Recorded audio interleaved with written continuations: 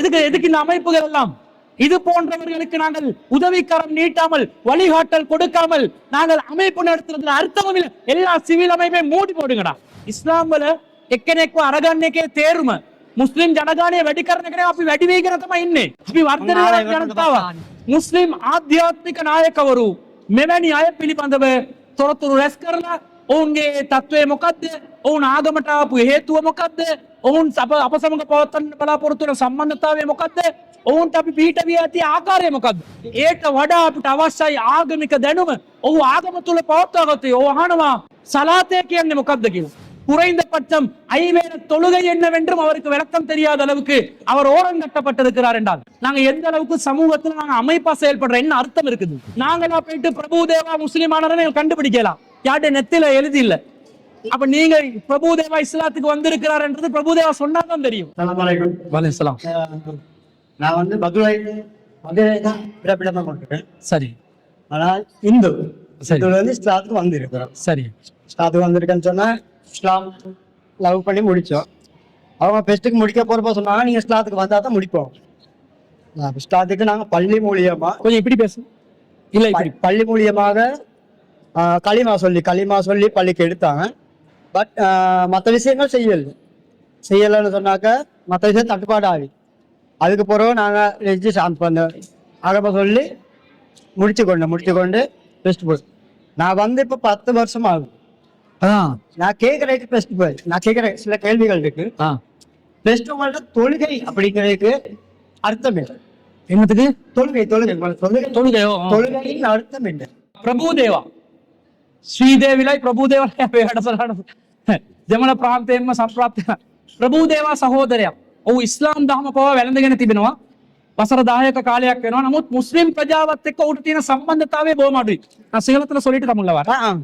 ඉස්ලාම් ධර්මයත් එක්ක තිබෙන සම්බන්ධතාවය බොහොම අඩුයි. ඒ නිසා තව වෙනතුරු ඉස්ලාම් ධර්මානුකූලව සිද්ධ වේ යුතු යම් දේවල් පවා ඔහුට ඒ පිළිබඳ අවබෝධයක් නැහැ කියලා කියනවා. එතනිනුත් තුවා දක්වනු ලබන්නේ අපේ මුස්ලිම් ජනතාවගේ ඒ තියෙන සහ සම්බන්ධතාවය තමයි. කෙතරම් දුරට සහ සම්බන්ධතාවයක් අපි පවත්වාගෙන ඉන්නවද? අපේ සමාජයේ මේත් වෙනස් විය යුතුයි. විපර්යාසයක් සිද්ධ විය යුතුයි.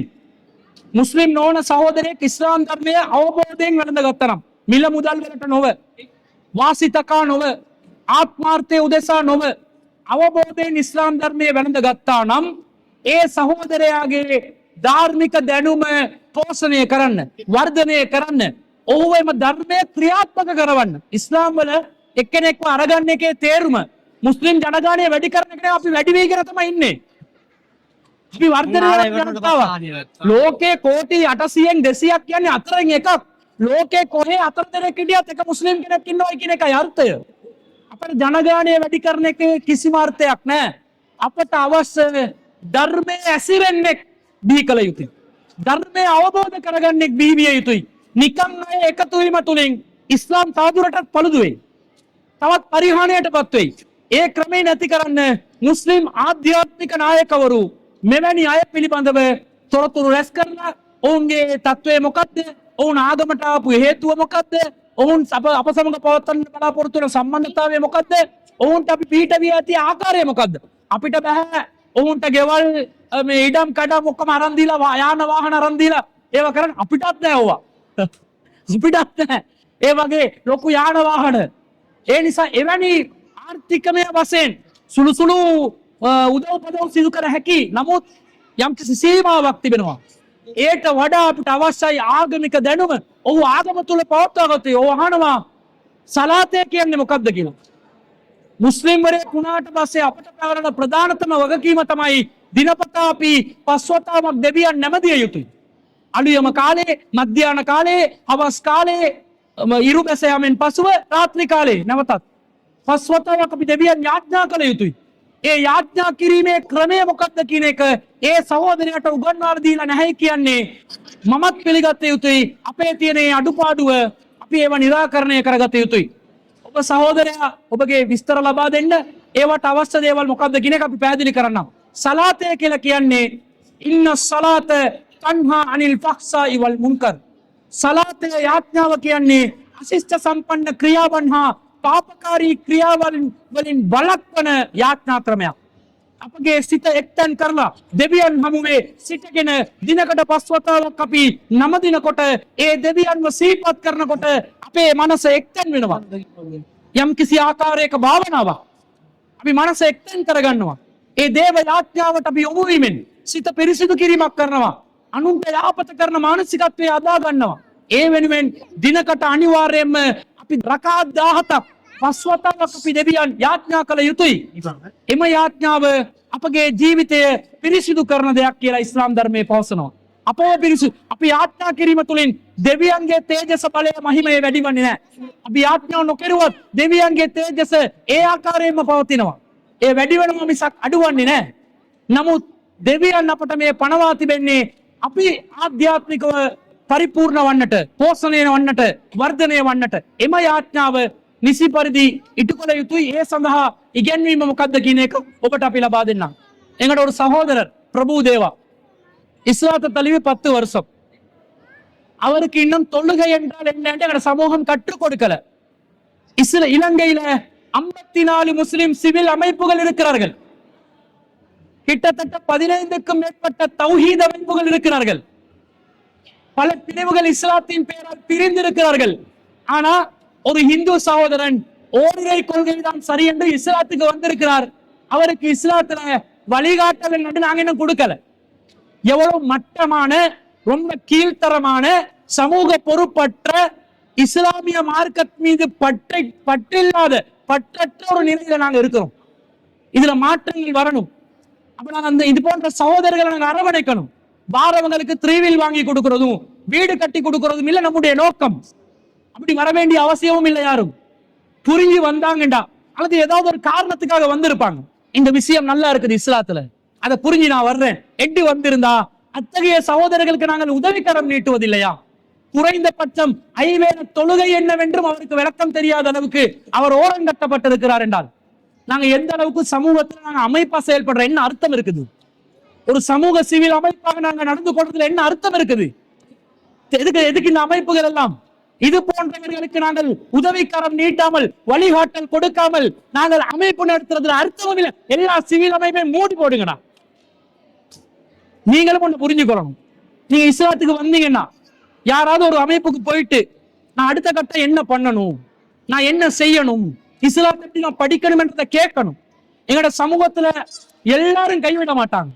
இப்படி வந்தா ஒருத்தர் கைவிட்டாலும் 10 பேர் கைவிட்டாலும் 11வது ஒருத்தன் வருவான். என்ன செய்யணும், சொல்லணுமா, நோம்பு பிடிக்கணுமா, என்ன வழி பண்ணணும் என்ற ஒரு வழிகாட்டல பண்ணுவாங்க. நீங்களும் அதை தெரிஞ்சுக்கொள்ளணும். நீங்களா முன் வந்து நான் இப்படி இஸ்லாத்துக்கு, நீங்க வேற சமூகத்தை சேர்ந்தவர், நாங்களா போயிட்டு பிரபு தேவா முஸ்லிமானவரை கண்டுபிடிக்கலாம். யார்ட்ட நெத்தில எழுதி இல்ல. அப்ப நீங்க பிரபு தேவா இஸ்லாத்துக்கு வந்திருக்கிறார் என்றது பிரபு தேவா சொன்னாதான் தெரியும். நீங்க சபைக்கு வந்து நீங்க சொல்லும் வரைக்கும் எங்களுக்கும் தெரியலையே.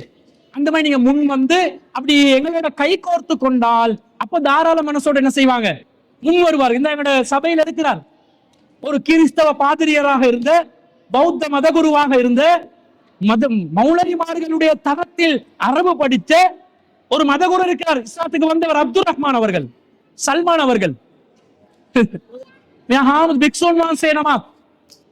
ක්‍රිස්තියානි පූජකවරයෙක්, මෙයා හින්දු ආගම සම්බන්ධයෙන් ප්‍රබල දැනුමක් තිබෙන පුද්ගලයෙක්, මෞලවිවරුන්ගෙන් උපරිම අරාබි භාෂාව පිළිබඳව දැනුමක් තිබෙන පුද්ගලයෙක්. මෙන්න ඉන්නවා පූර්වාදර්ශමත් චරිත. දැන් සාම්ගතිකව ඉස්ලාම් දාම තම ජීවන සැලැස්ම වශයෙන් පිළිගෙන අනුගමනය කරගෙන ජීවත් වෙනවා.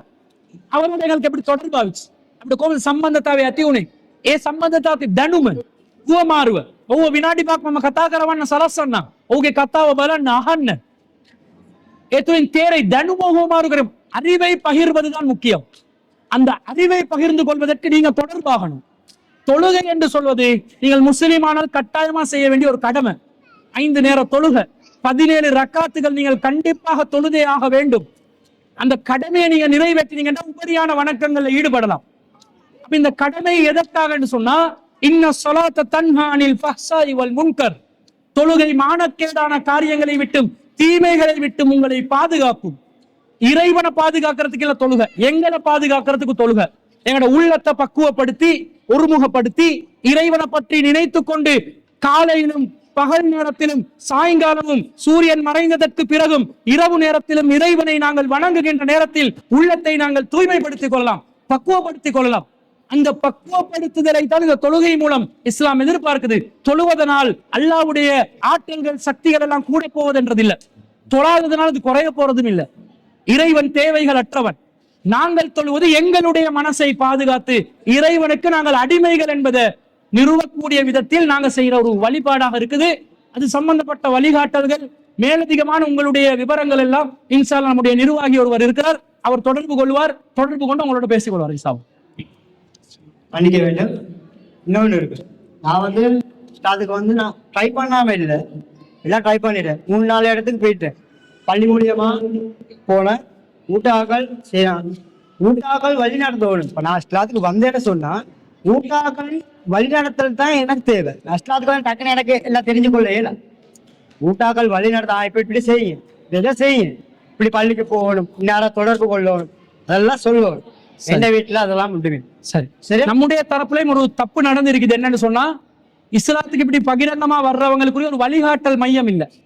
அதை நாங்க இன்ஷா அல்லாஹ் ஏற்படுத்துவோம். இறைவன் அருள் புரிந்தால் ஒரு தனி வழிகாட்டல் மையத்தை ஏற்படுத்தி யார் இஸ்லாத்துக்கு வர்றாங்களோ அவங்க தகவல்கள் எல்லாத்தையும் சேகரித்து தேவையான மார்க்க விளக்கங்களை, தேவையான வழிகள், குடும்பத்துக்கு இல்லை எல்லா விதமான வழிகாட்டலையும் தரலாம். இன்ஷா அல்லாஹ் அதை செய்யலாம். அந்த குறைபாடு இருக்குது. ஆனா நீங்க இப்ப பள்ளியை தானே நாடி இருக்கிறீங்க, அந்த பள்ளியை தாண்டி ஒரு சில வேலைகள் பண்ணணும். நீங்க போகலாம். என் மாமனார் இருக்காரு, மாமனார் இப்ப இறந்து போயிட்டாரு ஜனவரி. அவர் கூட்டு போனார், அவர் கூட்டு போய் செஞ்சாரு. பள்ளி மூலியமா அவங்க வர சொன்னாங்கன்னு சொன்னா எனக்கு இடம் தெரியா, ஒன்றும் தெரியா, அவளுக்கு அவருக்கு பேச. சரி சரி, அதை நாங்க சரி செய்வோம். தொடர்பு